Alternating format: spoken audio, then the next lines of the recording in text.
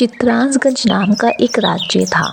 उस राज्य की राजकुमारी कनक बहुत सुंदर थी और उसे अपनी सुंदरता पर बहुत घमंड था। वो आए दिन लोगों का मजाक उड़ाया करती थी। लोगों को जलील करना उसका शौक था। उसे किसी के दुख से कोई फर्क नहीं पड़ता था। उसे तो बस लोगों का मजाक उड़ाने में, उन्हें जलील करने में मजा आता था। राजा की लड़की, भला कोई क्या ही कह सकता था उसको। राजकुमारी जी, हम भी आपके साथ चलते हैं। कहीं जंगल में कोई शेर या भालू मिल जाए, आपको कुछ हो जाए। ए दुष्ट प्राणी, तेरी हिम्मत कैसे हुई मुझे रोकने की? तुम मुझे कमजोर समझते हो? मैं अपना ख्याल खुद रख सकती हूँ। तुम्हारा साहस कैसे हुआ मुझे रोकने का? पिताजी से कहकर तुम्हें फांसी लगवा दूंगी। आइंदा ऐसी जरूरत मत करना।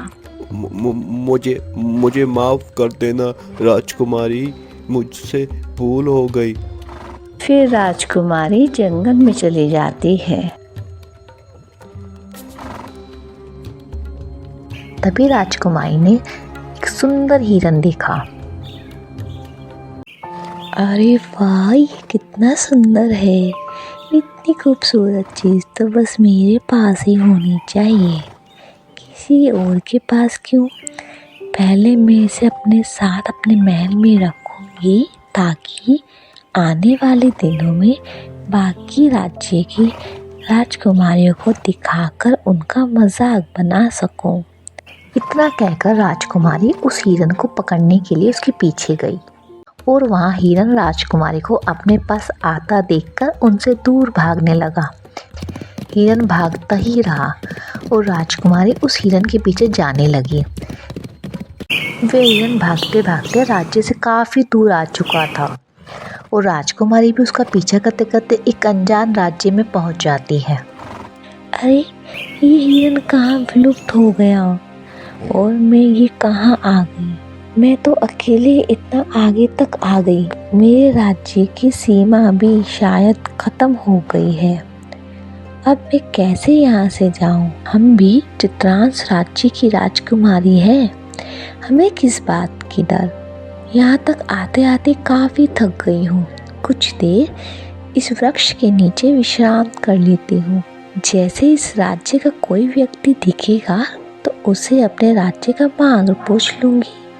कुछ देर बाद एक बुढ़िया औरत राजकुमारी के पास से होकर जा रही थी। तभी राजकुमारी ने उसे आवाज दिया, बोलो बेटा, क्यों रोका मुझे? इतनी बदसूरत है आप, तुम्हारी कैसी शक्ल है? इतना भी बदसूरत कोई कैसे हो सकता है? हे भगवान, क्या दिन देखना पड़ रहा है अब मुझे। ऐसे लोगों से बात करनी पड़ रही है और ये कुत्तों जैसी खास रही हो तुम। तुम्हें रोक कर गलती कर दी मैंने। चली जाओ यहाँ से, मुझे तुमसे कोई बात नहीं करनी।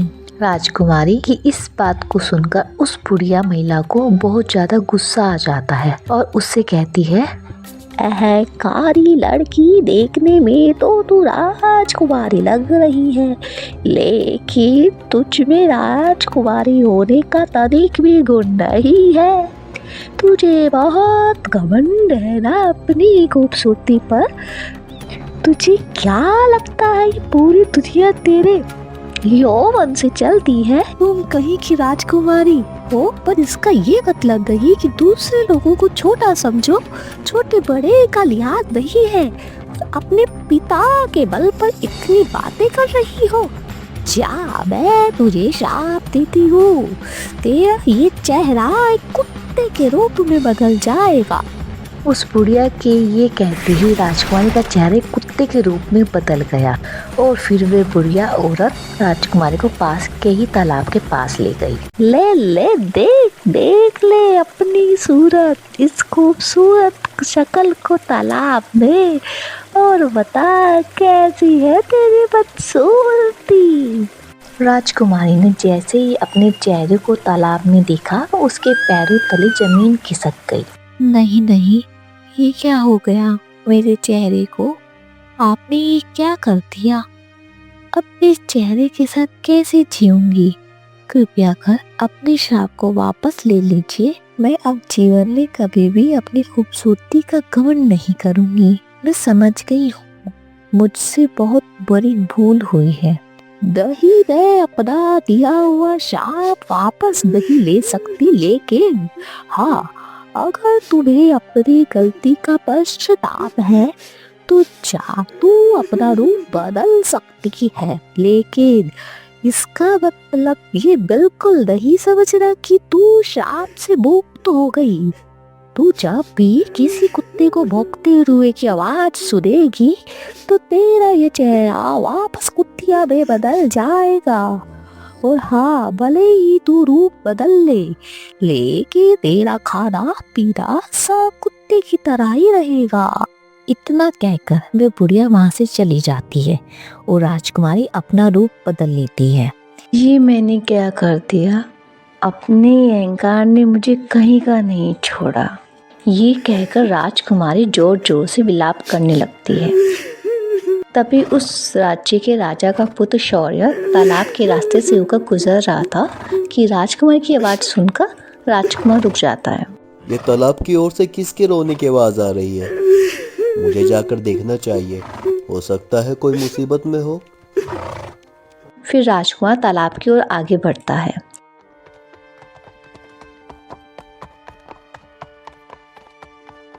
आप कौन हो और यहाँ बैठकर क्यों रो रही हो? मुझे बताइए, शायद मैं आपकी कोई सहायता कर सकूं। राजकुमारी मनी मन सोचती है, अगर मैंने इसे सच बता दिया कि मैं क्यों रो रही हूँ तो ये यहाँ से चला जाएगा और मेरी मदद कोई नहीं करेगा। क्या हुआ? अब कुछ बोल क्यों नहीं रही हो? मैं चित्रांशगंज की राजकुमारी हूँ और मैं यहाँ भटक गई हूँ। मुझे समझ नहीं आ रहा कि मैं अपने राज वापस कैसे जाऊँ। मैं एक हिरन का पीछा करते हुए बहुत दूर निकल आई। अब रात भी होने वाली है, पता नहीं क्या करूँ। अच्छा, तो ये बात है। मैं इस राज्य का राजकुमार सोरे हूँ। आप चाहो तो मेरे साथ महल चल सकती हो। वहाँ विश्राम करने के बाद आप अपने राज्य वापस चले जाना और इसी बहाने आप हमारे राज्य घूम लेना। मेरे राज्य में भी खूब सारे हिरण हैं। तुम कहो तो हम शिकार पर भी चल सकते हैं। वैसे भी आप हमारे राज्य दोस्त की पुत्री हो, आपका ख्याल रखना हमारा फर्ज है। ठीक है, चलिए फिर। राजकुमार और राजकुमारी महल जाने लिए निकल जाते हैं और कुछ देर की यात्रा के बाद ही वह महल पहुंच जाते हैं। आप कुछ देर विश्राम कर लीजिए राजकुमारी, आप काफी थक गई होगी। युवराज, आप शिकार से खाली हाथ लौट आए, और ये कन्या कौन है? फिर राजकुमार ने अपने पिता को राजकुमारी के बारे में बताया। अच्छा, तो ऐसी बात है। आप चिंता न करें राजकुमारी, आपको हमारे महल में किसी भी तरह की कमी नहीं होगी। आप अतिथि कक्ष में विश्राम कीजिए, हम आपके लिए भोजन का प्रबंध करते हैं। राजकुमारी, आज मैं आपसे जो बात कहने वाला हूँ, मुझे नहीं पता कि आपकी क्या प्रतिक्रिया होगी, लेकिन अब हम खुद को नहीं रोक पा रहे राजकुमारी। हमें आपसे प्रेम हो गया है और हम आपसे विवाह करना चाहते हैं। राजकुमार की ये बात सुनकर राजकुमारी सोच में पड़ जाती है। राजकुमार, यदि आपको मेरे श्राप के बारे में पता चल गया, मेरे उस रूप को देख लिया, तो आप विवाह तो क्या, मुझे देखना भी पसंद नहीं करोगे। क्या हुआ राजकुमारी, आप किस सोच में डूब गई? फिर राजकुमारी अपना चेहरा कुत्ते में परिवर्तित कर। राजकुमार देखिए, क्या आप अब भी मुझसे विवाह करना चाहते हैं? हाँ राजकुमारी, मैंने आपसे प्रेम किया है, और प्रेम इंसान के चेहरे से नहीं होता, प्रेम इंसान के मन से होता है। उसकी हदें अलग होती हैं। राजकुमार के मन में राजकुमारी के लिए सच्चा प्रेम देखकर राजकुमारी की आंखों में आंसू आ गए और उन्होंने सिर हिलाकर विवाह के लिए हाँ कर दिया। अगले दिन राजकुमार ने अपने माता पिता को राजकुमारी के विवाह के लिए बताया। राजकुमार, हमें आपके इस मामले में कोई आपत्ति नहीं है, लेकिन हाँ, आप एक बार अपनी माता सरी से पूछ लें, उन्हें कोई आपत्ति तो नहीं? नहीं नहीं महाराज, हमें कैसी आपत्ति होगी, हमें तो राजकुमारी कनक पहले से ही पसंद थी। तो ठीक है, आज से ठीक 1 हफ्ते बाद राजकुमार और राजकुमारी का विवाह होगा। अगले दिन राजकुमारी आपको हमारे राज्य में आए कितने दिन हो गए, किंतु आपने हमारे राज्य का भ्रमण नहीं किया। चलिए, आज हम आपको अपने राज्य का भ्रमण कराते हैं। रुक जाओ सेनापति, महारानी हमें रथ यात्रा से ज़्यादा पद यात्रा पसंद है, इससे शरीर भी स्वस्थ रहता है। फिर राजकुमारी और महारानी राज्य के भ्रमण के लिए निकल जाते हैं। जैसे ही वो दोनों कुछ दूर आगे जाते हैं, तभी उनके सामने एक कुत्ता आ जाता है और उन पर भौंकने लगता है। अरे, ये कुत्ता कहाँ से आ गया? अरे हटो हटो, भागो यहाँ से, जल्दी भागो। राजकुमारी के कितने भी भगाने पर वह कुत्ता वहाँ से नहीं जाता और भौंकता रहता है। उसकी भौंकने की आवाज़ सुनकर राजकुमारी का चेहरा कुत्ते में बदल जाता है। अरे ये सब क्या? राजकुमारी, आपका चेहरा, ये क्या हुआ? महारानी महारानी, दरअसल हुआ यूं। अरे मेरी बात तो सुनिए महारानी। फिर राजकुमारी ने अपने श्राप के बारे में महारानी को बताया, जिसे सुनकर महारानी अत्यंत क्रोधित हो गई। आपने हमें इस बारे में पहले क्यों नहीं बताया?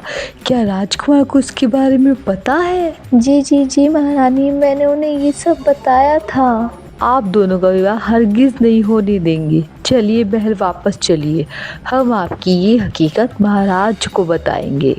महल पहुंचते ही महारानी राजकुमार शौर्य के सामने ही राजकुमारी के श्राप के बारे में महाराज को बताती है।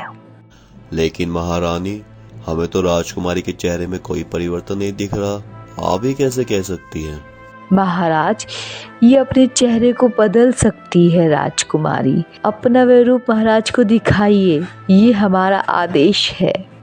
महारानी के आदेश के अनुसार राजकुमारी ने अपना वह रूप महाराज को दिखा दिया और ये देखकर महाराज के तो होश ही उड़ गए। राजकुमार शौर्य, हम आपका विवाह ऐसी लड़की के साथ कदापि नहीं करा सकते। सैनिकों, इस लड़की को हमारे आंखों के सामने से दूर कर दो और इसे छोड़ो इसके राज्य में। रुक जाइए पिताश्री, राजकुमारी यहाँ से कहीं नहीं जाएगी।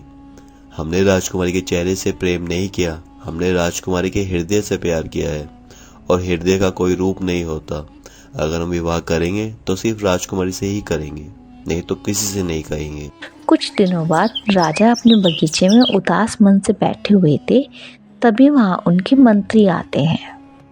महाराज, मैं जानता हूँ कि आपके चिंता का क्या कारण है, किंतु ऐसे चिंता करने से इस समस्या का समाधान नहीं निकलेगा।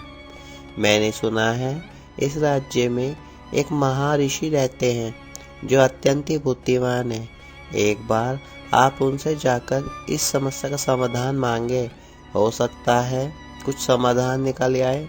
फिर राजा उस महान महर्षि के पास जाते हैं और अपनी समस्या के बारे में उन्हें बताते हैं।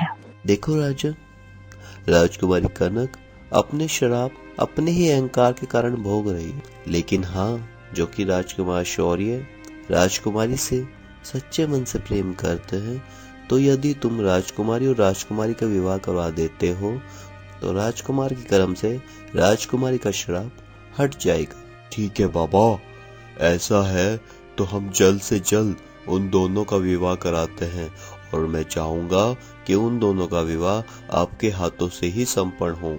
और अगले ही दिन राजकुमार और राजकुमारी का विवाह संपन्न हो जाता है, और इस तरह से राजकुमारी कनक का श्राप खत्म हो जाता है और उनका अहंकार भी समाप्त हो जाता है।